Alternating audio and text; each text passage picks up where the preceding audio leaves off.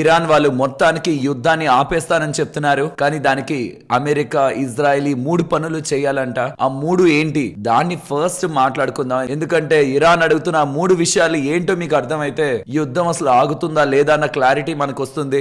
రెండవది, యుద్ధం ఎప్పుడైనా ఆగిపోవచ్చని, ఇరాన్ ని హిట్ చేయడానికి, ఇరాన్ పై దాడి చేసి ఏదైనా ధ్వంసం చేయడానికి అక్కడ ఏం మిగలలేదని, వాళ్ళు చేయాలనుకుంటున్న దాడి ఆల్రెడీ చేసేశారని ట్రంప్ చెప్తూ యుద్ధం త్వరలోనే ఎండ్ అయిపోతుందని ఇలా స్టేట్మెంట్స్ మళ్ళీ చేశారు. మరి మార్కెట్స్ దానికి రియాక్ట్ అయ్యాయా? పాజిటివ్ గా అవ్వలేదు. దేనికి?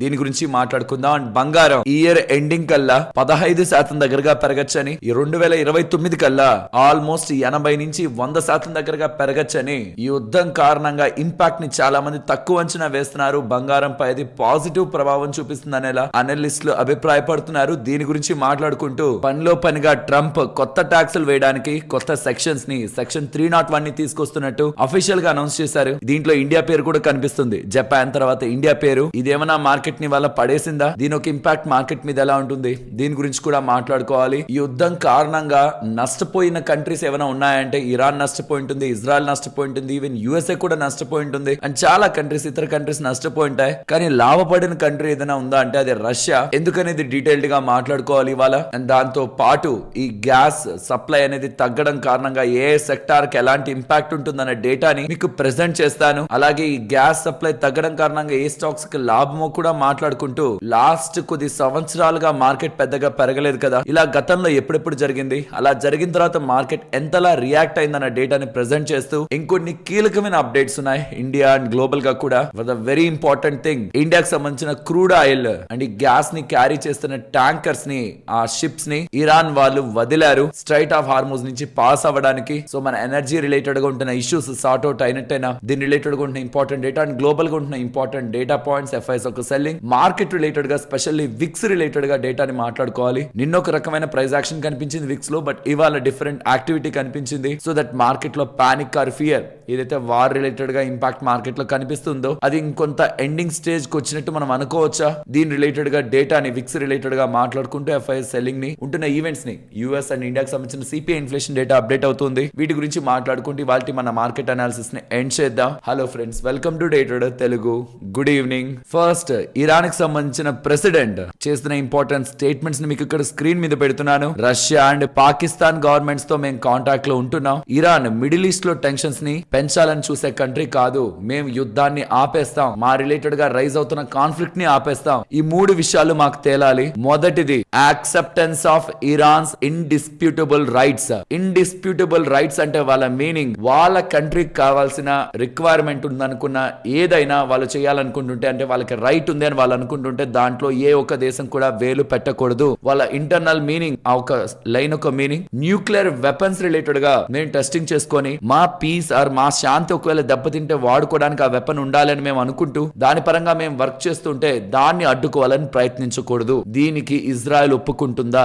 ఇరాన్ వాళ్ళు న్యూక్లియర్ యాక్టివిటీని చేసుకుంటామంటే ఇజ్రాయెల్ ఒప్పుకుంటుందా? ఎందుకంటే ఇరాన్ చేతుల్లోకి న్యూక్లియర్ వెపన్స్ వస్తే అవి స్ట్రైట్ అవే ఏం చేయబడేది ఇజ్రాయెల్ పైన అని ఇజ్రాయెల్ కి క్లారిటీ ఉంది. సో ఇరాన్ తమ న్యూక్లియర్ యాక్టివిటీని కంప్లీట్ చేసుకొని వెపన్స్ ని తయారు చేసుకుంటే హర్ట్ అయ్యే కంట్రీ, డెస్ట్రాయ్ అయ్యే కంట్రీ ఇజ్రాయెల్ అని ఇజ్రాయెల్ భయపడుతుంది. కాబట్టి acceptance of Iran's indisputable rights ఖచ్చితంగా ఇజ్రాయెల్ ఒప్పుకోదు. యుఎస్ ఒప్పుకుంటుందేమో ఇజ్రాయెల్ ని పక్కన పెట్టేసి, బట్ ఇజ్రాయెల్ అయితే దీనికి ఒప్పుకోదు. ఇన్ అ కేస్ యుఎస్ కూడా దీనికి ఒప్పుకోదు. అలా ఒప్పుకోవడం పని అయితే అసలు యుద్ధమే జరిగేది కాదు. అండ్ రెండవ షరతు చూడండి, పేమెంట్ ఆఫ్ రిపరేషన్స్. రిపరేషన్ అంటే వాళ్ళు యుద్ధం చేయడం కారణంగా, యుఎస్ అండ్ ఇజ్రాయెల్ ఇరాన్ మీద యుద్ధం చేయడం కారణంగా జరిగిన డ్యామేజ్, ఎకానమీ రిలేటెడ్ గా క్రియేట్ అయిన నెగటివ్ ఇంపాక్ట్ ని, ఆ డబ్బుల్ని ఇజ్రాయెల్ అండ్ యుఎస్ఏనే పే చేయాలి ఇరాన్ కని. మీరు మా ఇంటి మీద దాడి చేశారు, మా ఇల్లు అంటే ఇరాన్ అనుకుందాం, మా ఇంటి మీద దాడి చేశారు, మేము ఇప్పుడు యుద్ధం ఆపేస్తాం, మేము తిరిగి దాడి చేయం, ఆర్ ఈ స్ట్రైట్ ఆఫ్ హార్మోజ్ రిలేటెడ్ ఉన్న ఇష్యూస్ ని వదిలేస్తాం, మేము అక్కడేమే ఇష్యూని క్రియేట్ చేయం, వరల్డ్ అంతా శాంతియుతంగానే ఉంచుతాం. కానీ మీరు మా మీద దాడి చేశారా,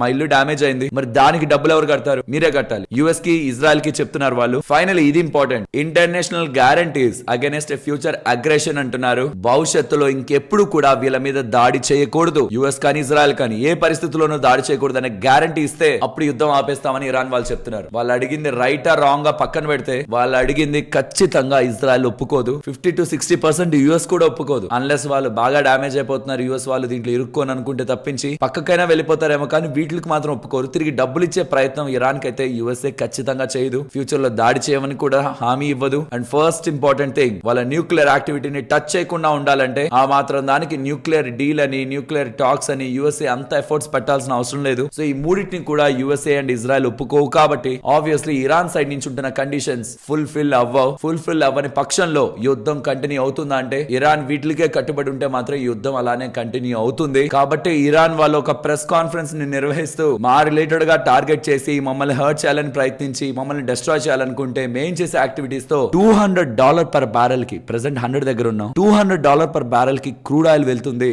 ఎనర్జీ వ్యవస్థ అంతా అస్తవ్యస్తం అవుతుంది. మమ్మల్ని అంత ఈజీగా తీసుకోవద్దనేలా యుఎస్ కి ఇజ్రాయెల్ కి కాదు ప్రపంచానికే వార్నింగ్ ఇచ్చే ప్రయత్నం చేస్తున్నారు. ఇరాన్ మిలిటరీ కమాండ్ వాళ్ళు ఇస్తున్న వీడియో క్లిప్స్ లో మనకి డేటా కనిపిస్తుంది. మరి ట్రంప్ ఏం చెప్తున్నారు? ప్రాక్టికల్ గా అక్కడ హిట్ చేయడానికి ఏం లేదు, అక్కడ ఏం మిగలలేదు హిట్ చేయడానికి ఇరాన్ లో. మేము ఏం చేయాలి అదంతా కూడా ఫస్ట్ అవర్స్ లోనే చేసేసాం, ఇనిషియల్ గానే చేసేసాం. కత్తలా కంటిన్యూ చేస్తున్నాం అంతే వార్ని ఇంకా ఫుల్ గా అచీవ్ చేయడానికి, కానీ ఇంతకు మించి ఏం లేదు మేము ఇరాన్ రిలేటెడ్ గా హిట్ చేయడానికి ఎలా స్టేట్మెంట్స్ కనిపిస్తున్నాయి. సీరియస్లీ ఇంకేమీ హిట్ చేయడానికి లేకపోతే ఇదే ప్రెస్ కాన్ఫరెన్స్ లో తన అన్న ఇంకొక వర్డ్ ఏంటో తెలుసా? ఈ వార్ ఇంకొక 4 to 5 weeks కంటిన్యూ అవుతుందని. వారం క్రితం ఇదే మాట 4 to 5 weeks అని, ఇప్పుడు 4 to 5 weeks అని. వాట్ ఇఫ్ అది 4 to 5 weeks కాకుండా 10, 12, 15, 20 weeks కి క్యారీ అయితే గ్లోబల్ గా ఉన్న ఎనర్జీ లెవెల్స్ డిప్లీట్ అవుతూ వెళ్తే వరల్డ్ ఒక మేజర్ ఎనర్జీ షాక్ కి గురి కావాల్సి ఉంటుంది. ఇదే లాస్ట్ ఫ్యూ డేస్ నుంచి కూడా చెప్తున్నది. ట్రంప్ చెప్పే మాటల్ని కంప్లీట్ గా నమ్మలేవు. ట్రంప్ తనకి తగ్గట్టు తనకి నచ్చినట్టు స్టేట్మెంట్స్ చేస్తున్నారు. ఇరాన్ దగ్గర నుంచి ఏమొస్తుంది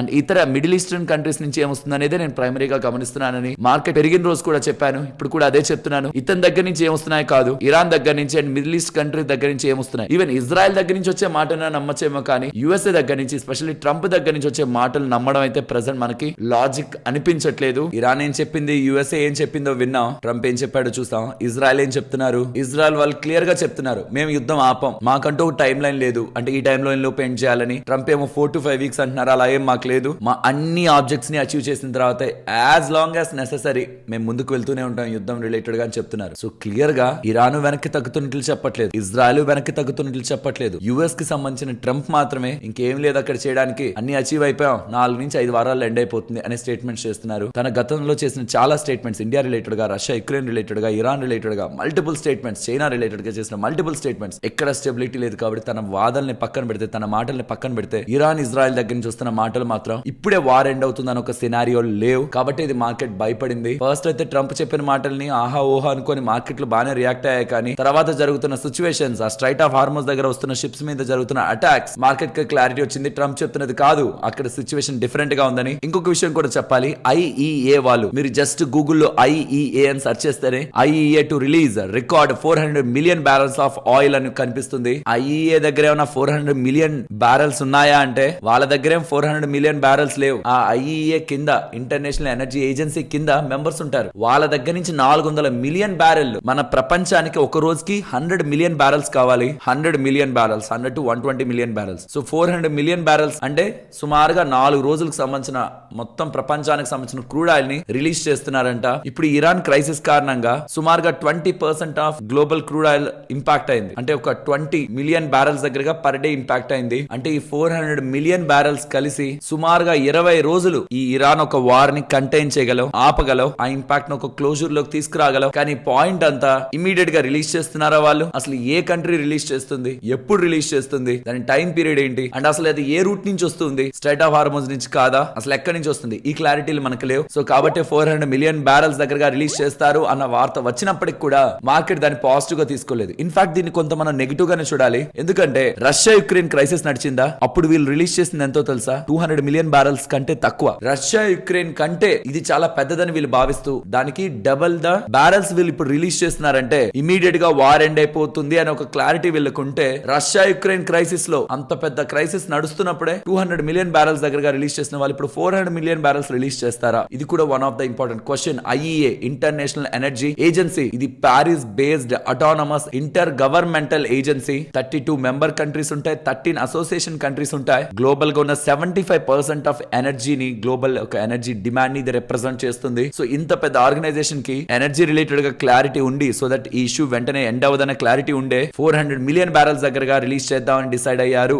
అనేది కూడా మనం అర్థం చేసుకోవచ్చు. అనేది రష్యా యుక్రెయిన్ కంటే కూడా డబుల్ ద బ్యారల్స్ రిలీజ్ చేస్తున్నప్పుడు మనం ఆలోచించాలి. ఇంత దాంట్లో ఇండియా రిలేటెడ్ గా పాజిటివ్ అంశం ఏదైనా ఉందా అంటే కొన్ని మీడియా ఛానల్స్ పబ్లిష్ చేస్తున్న రిపోర్ట్స్ ప్రకారం ఇండియా రిలేటెడ్ గా వస్తున్న కొన్ని షిప్స్ ని స్ట్రైట్ ఆఫ్ హార్మోజ్ నుంచి వెళ్ళడానికి ఇరాన్ వాళ్ళు అంగీకరిస్తున్నారని, సౌదీ నుంచి వస్తున్న కొన్ని కంటైనర్స్ ఇరాన్ వాళ్ళు అలౌ చేస్తే ముంబై పోర్ట్ కి రీచ్ అయ్యాయని కూడా మనకి కొన్ని ఫైనాన్షియల్ ప్లాట్ఫామ్స్ లో ఇలా డేటా రూపంలో పబ్లిష్ అవుతుంది. ఇది నిజమా లేదా అనేది మనకి క్లారిటీ కొంత టైంలో తెలుస్తుంది. బట్ ఇరాన్ వాళ్ళు ఇండియా రిలేటెడ్ గా వస్తున్న వెజల్స్ ని కానీ అలా వదిలితే క్రూడ్ ఆయిల్ రిలేటెడ్ గా, గ్యాస్ రిలేటెడ్ గా ఉంటున్న ఏదైతే షార్టేజ్ ఆర్ భయాలు మార్కెట్ లో ఉన్నాయో అవి ఫస్ట్ సార్ట్ అవుట్ అవుతాయి. గ్లోబల్ గా ఎనర్జీ రిలేటెడ్ గా ప్రైజెస్ స్టెబిలైజ్ అవ్వకపోయినా ఇండియా రిలేటెడ్ గా డిమాండ్ అండ్ సప్లై ని మీట్ అవడానికి మనకు కావాల్సిన resources through straight of Hormuz ద్వారా వస్తున్న దాన్ని కానీ ఇరాన్ వాళ్ళు అడ్డుకోకపోతే ఇండియన్ ఎకానమీ పరంగా స్టెబిలైజింగ్ ఫ్యాక్టర్ గా ఉంటుంది. నిజంగా మన మినిస్ట్రీ ఆఫ్ ఎక్స్టర్నల్ అఫైర్స్ వాళ్ళు దీన్ని క్రాక్ చేస్తుంటే ఇరాన్ తో కానీ మాట్లాడి మా రిలేటెడ్ వస్తున్న షిప్స్ ని అలో చేయండి అని మాట్లాడుంటే ఇక మనకి క్లియర్ కన్ఫర్మేషన్ లేదు. But majority of financial platforms 3 hours 8 hours back ఇదే చెప్తున్నాయి. Big win for India foreign policy అని, Iran allows safe passage for Indian flagged tankers అని, ఇన్ఫాక్ట్ ముంబై కూడా రీచ్ అయ్యాని మినిస్ట్రీ ఆఫ్ ఎక్స్టర్నల్ అఫైర్స్ దగ్గర నుంచి వార్తలు ఉన్నాయని ఇవన్నీ చెప్తున్నారు. ఇవి కానీ నిజమైతే మాత్రం ఇండియాకి ఇది ఒక పెద్ద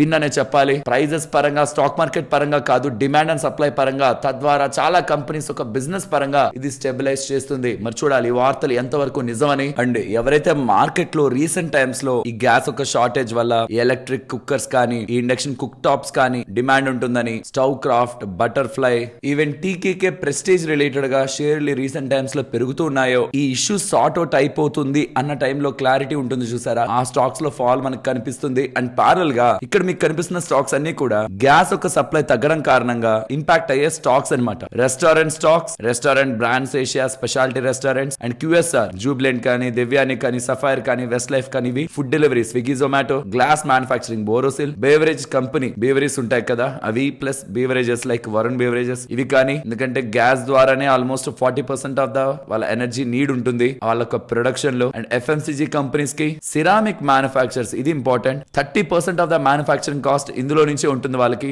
would panel and laminates, fertilizer companies, natural gas అనేది main raw material urea production related గా. కాబట్టి మీరు చూడండి ఈ ఫర్టిలైజర్ ప్రైస్లు భారీగా పెరిగిపోతాయన్న ఒక అంచనాలతో చాలా వరకు ఫర్టిలైజర్ స్టాక్స్ రీసెంట్ టైమ్స్ లో పెరుగుతున్నాయి. కెమికల్ స్టాక్స్ కి అది ఇంపార్టెంట్. అండ్ ఈవెన్ టెక్స్టైల్స్ లో కూడా వర్ధమాన్ టెక్స్టైల్, గోకుల్ దాస్, అరవింద్ కూడా dyeing, processing and steam generation related గా గ్యాస్ ని వాడతారు. కాబట్టి ఈ కంపెనీస్ కి గ్యాస్ ఒక సప్లై తగ్గితే బిజినెస్ ఇంపాక్ట్ అయ్యే అవకాశం ఉంది, ఈ స్టాక్స్ కి ఇంపాక్ట్ ఉండే అవకాశం ఉంది. ఇవి ఆల్రెడీ రియాక్ట్ అయ్యాయి. ఈ వార్ ఇంకా పెరుగుతుంది, ఇంకా gas supply too much tight అవుతుందంటే ఇవి ఇంకొంత రియాక్ట్ అవుతాయేమో. బట్ మన ఇండియా ప్రాపర్ సోర్సింగ్ చేసుకుంది, ఇరాన్ తో డీల్ కుదుర్చుకుంది, అంటే పాసేజ్ రిలేటెడ్ గా కుదుర్చుకుంది అంటే వీటిలోనే రికవరీ ఉంటుంది. అండ్ ఈ ఇష్యూ ఎంత త్వరగా ఎండ్ అయితే ఎండ్ అవుతున్న పాయింట్ లో వీటిలోనే స్పెషల్లీ ఏవైతే రీసెంట్ టైమ్స్ లో ఎక్కువ పడ్డాయో వాటిలో మనకి మంచిగా స్టాక్స్ పెరగడం ఉంటుంది. ఏవైతే ఇప్పుడు అందరూ వాటి వెనక పడుతున్నారు వాటిలో అప్పుడు మంచి ప్రాఫిట్ బుకింగ్ ఉంటుంది. సో వార్ టైంలో కానీ ఆర్ ఇలా ఉన్న స్పెషల్ సిచ్యువేషన్ సినారియోలో కానీ ఏ స్టాక్స్ పెరుగుతుంటే వాటి వెనక వెళ్ళడం, ఏ స్టాక్స్ పడిపోతుంటే వాటిని అమ్మేయడం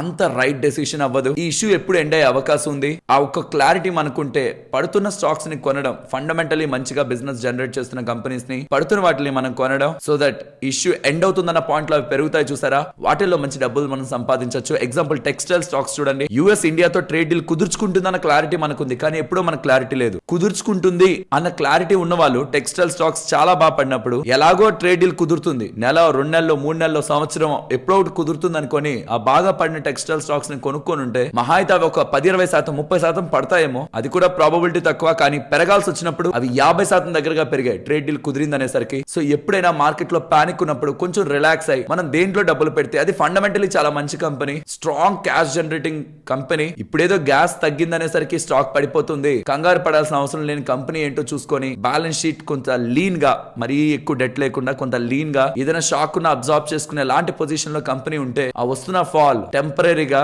షార్ట్ టర్మ్ ఆపర్చునిటీ మనకు క్రియేట్ చేస్తుంది అనేది నా అభిప్రాయం. కాబట్టి లిస్ట్ కూడా మీకు ఇక్కడ ఇస్తున్నాను, మీరు వర్క్ చేయడానికి మీకు యూస్ఫుల్ గా ఉంటుంది. మరి ఓవరాల్ మార్కెట్ పరిస్థితి ఏంటి ఇక్కడ మీరు స్క్రీన్ మీద చూసారంటే, ఎప్పుడెప్పుడైతే మనకి 17 నెలల పాటు 1.5 సంవత్సరం పాటు మార్కెట్ నెగిటివ్ రిటర్న్ ఇచ్చుంటే నెక్స్ట్ 12 months ఏం జరిగింది మార్కెట్ లో అనేది ఇక్కడ మీకు పెడుతున్నాను. ఆ నెక్స్ట్ 3 సంవత్సరాల మార్కెట్ లో ఏం జరిగింది అనేది పెడుతున్నాను. మార్కెట్ లో ఎప్పుడైతే పెయిన్ మీకు కనిపిస్తుందో that is the worst time market నుంచి ఎగ్జిట్ అవడానికి. టూ మచ్ ఎంత ఎక్కువ టైం పీరియడ్ మనకు పెయిన్ కనిపిస్తుందంటే ఆ తర్వాత వచ్చే 1 లేదా 2 2-3 సంవత్సరాల టైం పీరియడ్ ఇంకాస్త బెటర్ ఉంటుంది. అప్పటి వరకు పెయిన్ ని హోల్డ్ చేసిన వాళ్ళు ఇంకొక సంవత్సరం 2-3 సంవత్సరాలు హోల్డ్ చేస్తే సిచ్యువేషన్స్ చాలా బెటర్ గా ఉంటాయి. ఈ మధ్యలో వస్తున్న ఈ వార్స్, ఈ మధ్యలో వస్తున్న షార్ట్ టర్మ్ సినారియోస్ కొంత మనల్ని డిస్ట్రాక్ట్ చేయొచ్చు, కానీ మార్కెట్ ఒక సహజ గుణం లాంగ్ టర్మ్ లో మంచి లాభాలను ఇవ్వడం. ఆ లాంగ్ టర్మ్ లో ఒక షార్ట్ పీరియడ్ వీక్ గా ఉందంటే దాని అర్థం మిగిలిన పీరియడ్, ఆ ఎంటైర్ పీరియడ్ 12% తో గ్రో అవ్వాలంటే 3-4 ఇయర్స్ కానీ ఆర్ 2-3 ఇయర్స్ కానీ నెగిటివ్ రిటర్న్ తో ఉందంటే దాని తర్వాత సంవత్సరాలు 20% ఆర్ 18% ఆర్ ఇంకా హైయర్ రేట్ తో గ్రో అయితే కానీ అది ఓవరాల్ గా 12% రిటర్న్ తో ఉండదు. కాబట్టి ఎక్కువ పీరియడ్ మార్కెట్ ఎక్కడైనా పానిక్ లో ఆర్ పెయిన్ లో ఉందంటే దాని అర్థం తర్వాత వస్తున్న టైం బాగుంటుందని కంగారు పడకండి. ఎస్, సిచ్యువేషన్ బ్యాడ్ గానే ఉంది. నేను లాస్ట్ మార్కెట్ పెరిగినప్పుడు కూడా చెప్పాను, మార్కెట్ పెరిగింది బట్ క్లారిటీ లేదు మనకి ఇరాన్ దగ్గర నుంచి. షార్ట్ టర్మ్ లో పెయిన్ ని మనం ఎక్స్పెక్ట్ చేయాలి, బికాస్ సిచ్యువేషన్ ఎనర్జీ రిలేటెడ్ గా ప్లే అవుతుంది. ప్రెసెంట్ మార్కెట్ రియాక్ట్ అవుతుంది, కానీ ఎవరి ఎనర్జీ అయినా, అంటే ఇరాన్ ఎనర్జీ అయినా, యుఎస్ ఆర్ ఇజ్రాయెల్ ఒక ఎనర్జీ అయినా, వార్ చేయాలనే ఒక ఎనర్జీ అయినా ఒక టైం కి కొంత కూల్ అవుతుంది. కొంత మొత్తం తగ్గాల్సిన అవసరం లేదు, కొంత కూల్ అవుతుంది. ఆ అగ్రెషన్ కొంత తగ్గుతుందా, అది మార్కెట్ రికవర్ అయ్యే పాయింట్. వార్ ఎండ్ అవ్వదు ఎక్కడ. రష్యా యుక్రెయిన్ వార్ ఎండ్ అయిందా? ఏవి ఎండ్ అవ్వో, జరుగుతూ ఉంటాయి, బట్ వాటి ఇంపాక్ట్లు చాలా మినిమం ఉంటాయి అనమాట. స్ట్రైట్ ఆఫ్ హార్మోస్ నుంచి పాస్ అవుతూ ఉంటాయి, చిన్న చిన్న యుద్ధాల్లా జరుగుతూ ఉంటాయి. అది మార్కెట్ రికవర్ అయ్యే పాయింట్. అప్పటి వరకు కొంత పేషెన్స్ గా ఉండడం ఒక స్మార్ట్ డెసిషన్ అవుతుంది. అండ్ ఈ మొత్తం ఇష్యూలో రష్యా లాభపడుతుంది, ఎందుకంటే క్రూడ్ ఆయిల్ బాగా పెరిగితే, క్రూడ్ ఆయిల్ నెట్ ఎక్స్పోర్టింగ్ కంట్రీగా రష్యాకి లాభమా? ఫర్టిలైజర్స్ ఎక్కువ ధరలు పెరుగుతున్నాయి, బికాస్ ఫర్టిలైజర్స్ రిలేటెడ్ గా కావాల్సిన రా మెటీరియల్ గ్యాస్, ఆ గ్యాస్ రిలేటెడ్ గా ధరలు బాగా పెరుగుతున్నాయి. చాలా కంట్రీస్ గ్యాస్ ని ఇంపోర్ట్ చేసుకోవాలి, కానీ రష్యాకి అవసరం లేదు. సో ఫర్టిలైజర్స్ ధరలు బాగా పెరిగితే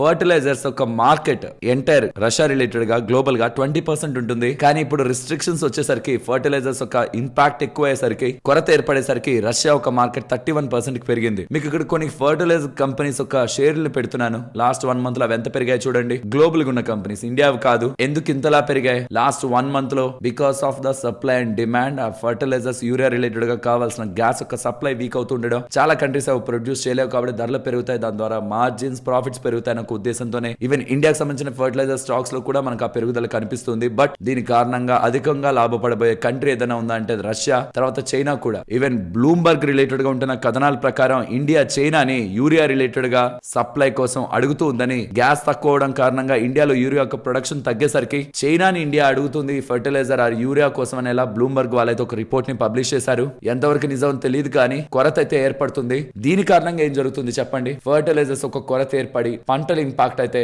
ఏ ధరలు పెరుగుతాయి? ఫుడ్ ఒక ధరలు పెరుగుతాయి. అటు క్రూడ్ ఆయిల్ ధరలు పెరుగుతూ, ఫుడ్ ఒక ధరలు పెరుగుతూ, ట్రాన్స్పోర్టేషన్ ధరలు పెరుగుతూ, total supply and demand miss match కారణంగా, అంటే డిమాండ్ అలానే ఉంది, సప్లై తగ్గడం కారణంగా, స్ట్రైట్ ఆఫ్ హార్మోస్ నుంచి వస్తున్న వాటి రిలేటెడ్ గా రిస్ట్రిక్షన్ ఉండడం కారణంగా మిగిలిన ఐటమ్స్ అన్ని ధరలు పెరిగితే ఇన్ఫ్లేషన్ ఏమవుతుంది? పెరుగుతుంది. ఇన్ఫ్లేషన్ పెరిగితే ఆర్బీఐ వాళ్ళు ఏం చేస్తారు? వడ్డీ రేట్లను పెంచే ప్రయత్నం చేస్తారు యాక్చువల్ గా అయితే, లేదంటే అలా వదిలేసే ప్రయత్నం చేస్తారు. యుఎస్ ఫెడ్ వాళ్ళు ఏం చేస్తారు? వడ్డీ రేట్లను పెంచే ప్రయత్నం చేస్తారు, లేకపోతే అలా వదిలేస్తారు. మహా అయితే కట్ చేసే ప్రయత్నం అయితే చేయరు కదా. ఇది మార్కెట్స్ కి మంచిది కాదు యాక్చువల్ గా. సో ఈ థింగ్స్ అన్ని కూడా సార్ట్ అవుట్ అవ్వాలి యాజ్ సూన్ యాజ్ పాసిబుల్. ఈ థింగ్స్ అన్ని సార్ట్ అవుట్ అవ్వాలి, లేదంటే second order impact, third order impacts ని మనం చూస్తాం. ఇక్కడ నుంచి ఫ్యూ డేస్ బ్యాక్ నేను మీకు చెప్పాను, జస్ట్ వార్ అంటే వార్, క్రూడ్ ఆయిల్ పెరగడం అంతే, అంతతో ఎండ్ అయిపోదని.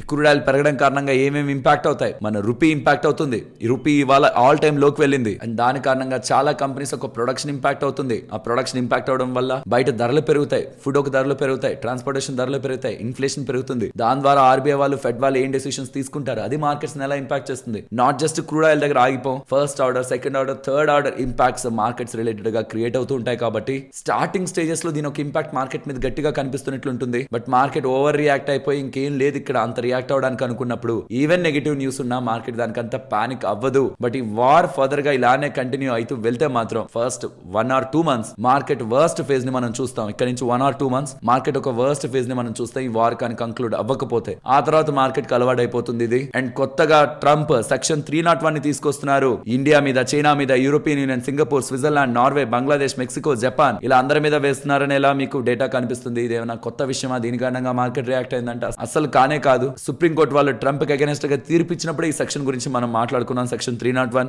వాళ్ళు ప్రెసెంట్ ఉంటున్న సెక్షన్స్ ని వాడుకొని 10% నుంచి 15% కి టాక్స్ పెంచారు. కానీ ఇండియా రిలేటెడ్ 18% అండ్ మిగిలిన కంట్రీస్ రిలేటెడ్ 20% అబౌవ్ ఉన్నాయి. అలా వెళ్ళాలంటే ఈ సెక్షన్ నే వాడాలి వాళ్ళు. సో ఇన్వెస్టిగేషన్స్ చేసి ఈ సెక్టార్స్ లో మాకు ఆపోజిట్ గా ఉంది కాబట్టి వీటి మీద మేము అడిషనల్ ట్యాక్స్ వేస్తున్నామని పేరుకే కొన్ని వేసి టారిఫ్లను అలా ఉంచుతారు. కాబట్టి ఇది కొత్త థ్రెట్ ఆర్ కొత్త నెగిటివ్ థింగ్ ఏం కాదు. ఇది మార్కెట్ కి సర్ప్రైజ్ కూడా కాదు. అండ్ గోల్డ్ రిలేటెడ్ గా మాట్లాడుకోవాలి. చూడండి, market markets may be under estimating the risk of longer Iran conflict. ఓ 4-5 వారాల్లో వార్ ఎండ్ అయిపోతుందని గోల్డ్ రిలేటెడ్ గా అండర్ ఎస్టిమేటెడ్ లో ఉన్నారు. ఇది కానీ ఫర్దర్ గా పెరిగిందంటే ఎకానమీ రిలేటెడ్ గా హయ్యర్ రిస్క్ ఉంటుంది. దాని కారణంగా స్టాక్ మార్కెట్స్ లో ఇంపాక్ట్ అవుతాయి. Energy and fertilizer stocks related గా పాజిటివ్ ఇంపాక్ట్ ఉంటుంది అండ్ గోల్డ్ రిలేటెడ్ గా కూడా పాజిటివ్ ఇంపాక్ట్ ఉంటుందని. ఎలా ఈ ఎండింగ్ కల్లా 15%, 2029 ఎండింగ్ కల్లా 80 to 100% దగ్గరగా బంగారం పెరగచ్చనేలా వీళ్ళు అభిప్రాయపడుతున్నారు. ఇది మనకి సిఎన్బిసి రిలేటెడ్ గా పబ్లిష్ అవుతున్న రిపోర్ట్. అండ్ మార్కెట్ యొక్క ప్రైస్ యాక్షన్ గురించి మాట్లాడుకునే ముందు రీసెంట్ టైమ్స్ లో మీరు ఈ చార్ట్ ని అబ్జర్వ్ చేశారంటే ఇండియా విక్స్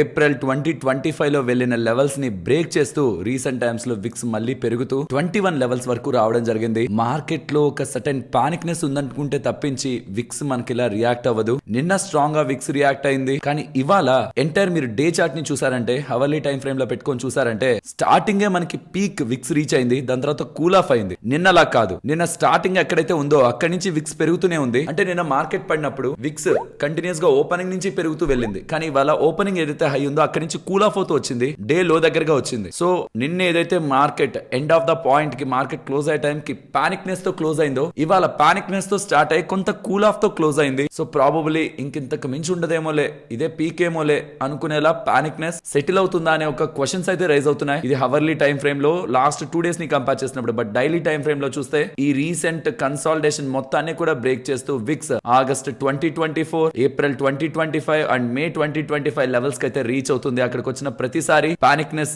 రీచ్ అయ్యాక మాక్సిమం అయ్యాక మళ్ళీ అక్కడి నుంచి కూల్ ఆఫ్ అయితే అవ్వడం జరిగింది. లెట్స్ సీ ఈసారి ఎలా ఉంటుంది. మన ఇండియా రిలేటెడ్ గా ఉంటున్న ఫియర్ పీక్ అయిందా ఆర్ ఈ లెవెల్స్ ని కూడా బ్రేక్ చేస్తూ లాస్ట్ 2 years ఒక హై కంటే ఎక్కువగా ఫియర్ ఆర్ ఈ పానిక్ అనేది క్రియేట్ అవుతుంది అనేది మార్కెట్ లో చూడాలి. అండ్ లాస్ట్ 9 ట్రేడింగ్ సెషన్స్ నుంచి ఎఫ్ఐఎస్ 39,000 కోట్ల దగ్గరగా సెల్ చేశారా. ఇవాళ కూడా 10th ట్రేడింగ్ సెషన్ కూడా కంటిన్యూస్ గా సెల్ చేస్తూ 7,049 కోట్లు సుమారుగా 7,050 కోట్ల దగ్గరగా ఎఫ్ఐఎస్ ఇవాళ కూడా సెల్ చేశారు. 90% దగ్గరగా నెట్ షార్ట్స్ ప్రెసెంట్ వాళ్ళకి మార్కెట్ లో ఉన్నాయి. ఈ రీసెంట్ టైమ్స్ లో వెళ్ళిన లో లెవెల్స్ అయితే మార్కెట్ ఇవాళ బ్రేక్ చేసింది. టెక్నికలీ మార్కెట్ వీక్ గానే ఉంది.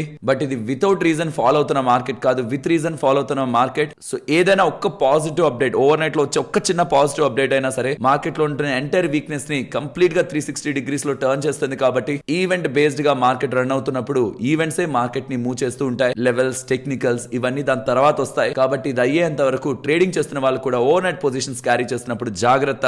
అండ్ నిన్న యుఎస్ కి సంబంధించిన సిపిఐ ఇన్ఫ్లేషన్ డేటా రిలీజ్ అయింది. యాజ్ పర్ ఎక్స్పెక్టెడ్ డేటా ఉంది. ఆ డేటా ఇక్కడ మీకు పెడుతున్నాను. అక్కడ ఏం పెద్ద సర్ప్రైజ్ లేవు. ప్రాబబులీ ఈవెంట్ ఏది లేకపోతుంటే US markets and global markets కూడా యుఎస్ సిపిఐ ఇన్ఫ్లేషన్ డేటాకి బెటర్ గానే పాజిటివ్ గా మూవ్ అయింటాయి. బట్ ఈ ఇష్యూ కారణంగా గ్లోబల్ మార్కెట్స్ దానికి ఏం పాజిటివ్ గా రియాక్ట్ అవ్వలేదు. ఫ్రెండ్స్, ఇలా మార్కెట్ లో ఉంటున్న ఎంటైర్ డేటాను అనాలిసిస్ చేస్తూ వీడియో మీ ముందుకు ఇలా తీసుకురావడానికి మేము ఎఫర్ట్స్ పెట్టామని మీరు అనుకుంటే మన వీడియోని ఒక్క లైక్ చేస్తూ పెడుతున్న ఎఫర్ట్స్ ని ఎంకరేజ్ చేయండి. నెక్స్ట్ ఇంట్రెస్టింగ్ అప్డేట్ ని చూడండి. ఇంత వీక్ మార్కెట్ లో కూడా స్టాక్ చాలా స్ట్రాంగ్ గా పెరిగింది. ఇది ఆఫ్కామ్ హోల్డింగ్స్ వీళ్ళు ఒక ఇంట్రెస్టింగ్ బిజినెస్ అప్డేట్ ని షేర్ చేస్తున్నారు. ఈ అప్డేట్ ప్రకారం డీజీసీఏ వాళ్ళ దగ్గర నుంచి వీళ్ళ 3rd ఎయిర్ క్రాఫ్ట్ రిలేటెడ్ గా వీళ్ళకి అప్రూవల్ లభించింది అని, additional flights and charter flights related గా వీళ్ళకి ఒక హ్యూజ్ డిమాండ్ ఉంది. దీని పరంగా వీళ్ళకి ఒక 3rd ఫ్లైట్ పరంగా 3rd ఎయిర్ క్రాఫ్ట్ పరంగా సర్టిఫికేట్ ఆఫ్ రిజిస్ట్రేషన్ డీజీసీఏ వాళ్ళ దగ్గర నుంచి లభిస్తూ ఉండడం బిజినెస్ రిలేటెడ్ గా స్ట్రాంగ్ మొమెంటం ని కంటిన్యూ చేస్తుంది. కాబట్టి ఇలా యాడ్ అవుతున్న ఎవ్రీ ఎయిర్ క్రాఫ్ట్ కూడా వీళ్ళ బిజినెస్ కి స్ట్రాంగ్ ఇంపాక్ట్ ని చూపిస్తుంది. కాబట్టి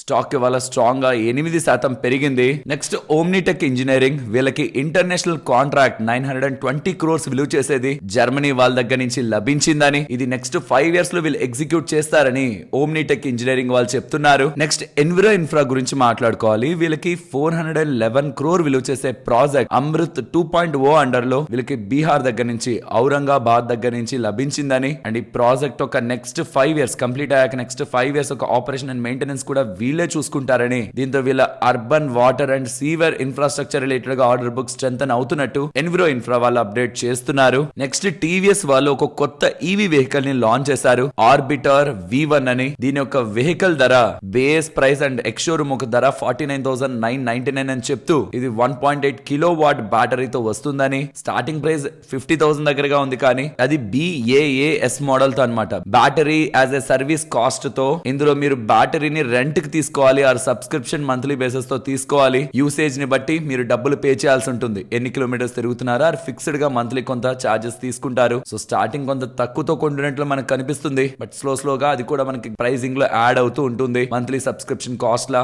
అలా ఏమొద్దు, నాకు డైరెక్ట్ విత్ బ్యాటరీ కావాలనుకుంటే వితౌట్ బ్యాస్ ఆప్షన్ లో 84,500 ప్రైస్ పడుతుంది. పడుతుంది. ఒక్కసారి చార్జ్ చేస్తే 86 కిలోమీటర్ పర్ రేంజ్ ఈ వెహికల్ వస్తుందని అప్డేట్ చేస్తున్నారు. ఇప్పుడు నేను మీతో షేర్ చేసిన డేటా మీకు వాల్యుబుల్ గానే అనిపిస్తుందా? అనిపిస్తే మన వీడియోని తప్పకుండా లైక్ చేయండి. బయట ఎవరైనా పాలు అండ్ పాల ఉత్పత్తుల్ని అమ్ముతూ ఉంటే ఇకపై వాళ్ళు ఖచ్చితంగా FSSAI లైసెన్స్ తీసుకోవాలని కొత్త రెగ్యులేషన్ అయితే తీసుకొస్తున్నారు. Food safety and standard authority of India వాళ్ళు ఇది తీసుకొస్తూ బయట పాలు అమ్ముతున్న వాళ్ళు, పాల ఉత్పత్తులు అమ్ముతున్న వాళ్ళు ఈ లైసెన్స్ తీసుకుంటేనే వాళ్ళు ఫర్దర్ గా వాళ్ళ బిజినెస్ ని కంటిన్యూ చేసుకోవాలని, ఆల్రెడీ చేస్తున్న వాళ్ళు కూడా ఈ లైసెన్స్ తీసుకోవాలని, స్టార్ట్ చేయాలనుకుంటున్న ఈ లైసెన్స్ తీసుకోవాలని, ఒకవేళ వాళ్ళు డైరీ కోఆపరేటివ్ సొసైటీస్ లో మెంబర్స్ కాకపోతే ఇది మ్యాండేటరీ అనేలా అప్డేట్స్ కనిపిస్తూ ఉన్నాయి. దీని రిలేటెడ్ గా ఇలా కొత్తగా రూల్స్ వస్తుండడం రెగ్యులేటెడ్ మార్కెట్ లో ఉంటున్న డైరీ కంపెనీస్ లైక్ హెరిటేజ్ కానీ, దొడ్ల డైరీ కానీ, హ్యాట్సన్ అగ్రో వీళ్ళందరికీ కూడా ఇది అడ్వాంటేజ్ ఇస్తుంది. కాబట్టి వాటి రిలేటెడ్ గా ఇది మనం మంచి విషయంగా చూడొచ్చు. ప్రాబబ్లీ అదే రీజన్ ఇవాళ హెరిటేజ్ స్టాక్ పెరగడానికి. నెక్స్ట్ ACME సోలార్ గురించి మాట్లాడుకోవాలి. వీళ్ళు ఒక పవర్ పర్చేస్ అగ్రిమెంట్ ని SJVN వాళ్ళతో కుదుర్చుకుంటున్నారు 450 మెగావాట్ రిలేటెడ్ గా. అండ్ ఆఫ్టర్ ఈ అప్డేట్ 4% దగ్గరగా స్టాక్ పెరగడం జరిగింది. నెక్స్ట్ ప్రెసిషన్ వైర్స్ గురించి మాట్లాడుకోవాలి. మిడిల్ ఈస్ట్ లో జరుగుతున్న కాన్ఫ్లిక్ట్ తో వీళ్ళ బిజినెస్ రిలేటెడ్ గా ఇంపాక్ట్ అవుతుందని, సప్లై చైన్ డిస్రప్ట్ అయిందనేలా వీళ్ళు అప్డేట్ చేస్తూ ఉండడం స్టాక్ రిలేటెడ్ గా ఇవాళ హ్యూజ్ సెల్లింగ్ ప్రెషర్ కి కారణం. కంపెనీ దీని మొత్తాన్ని కూడా అనాలిసిస్ చేసి స్టడీ చేస్తుందని, రీరూటింగ్ చేస్తుందని, కానీ higher shipping cost and higher delivery time వల్ల బిజినెస్ ఇంపాక్ట్ అవుతుందనేలా వీళ్ళ ఎక్స్చేంజెస్ కి చెప్తున్నారు. నెక్స్ట్ వాటెక్ వబాగ్ వాళ్ళు ఉన్నారా, వాళ్ళకు ఒక మెగా PPP ఆర్డర్ చెన్నైలో ఉంటున్న TTRO ప్లాంట్ ఒక రీఫర్బిష్మెంట్ రిలేటెడ్ గా లభించిందని, నెక్స్ట్ 18 months లో ఇది రీఫర్బిష్ చేస్తారని, అండ్ దాని ఒక ఆపరేషన్ అండ్ మెయింటెనెన్స్ ని కూడా నెక్స్ట్ 18.5 years పాటు వీళ్ళు చూసుకుంటారని ఈ ఆర్డర్ రీఫర్బిష్మెంట్ రిలేటెడ్ గా వచ్చిన order Chennai metropolitan water supply వాళ్ళ దగ్గర నుంచి లభించినట్టు వాటెక్ వబాగ్ వాళ్ళు చెప్తున్నారు. నెక్స్ట్ సీగల్ వాళ్ళకి 3 EPC ఆర్డర్స్ 1630 crores విలువ చేసేవి ministry of road transport and highways వాళ్ళ దగ్గర నుంచి లభించాయని, ఈ 3 ప్రాజెక్ట్స్ లో 2 projects which is worth of 611 crores and 493 crores విలువ చేసే ప్రాజెక్ట్స్ మాత్రం 3 సంవత్సరాల్లో కంప్లీట్ చేస్తారని, వెరాజ్ 525 కోట్ల విలువ చేసే ఆ రోడ్ ప్రాజెక్ట్ మాత్రం 4 years లో కంప్లీట్ చేస్తారని, వీటన్నిటికీ కన్స్ట్రక్షన్ మాత్రమే కాదు ఆ నెక్స్ట్ 5 years ఒక మెయింటెనెన్స్ కూడా వీళ్ళే చేస్తారని సీగల్ వాళ్ళు చెప్తూ ఉన్నారు. సరే మరి నేను ఉండనా, మరొక ఇంట్రెస్టింగ్ వీడియోతో మళ్ళీ మీ ముందుకు వస్తాను. అంతవరకు టేక్ కేర్, జై హింద్.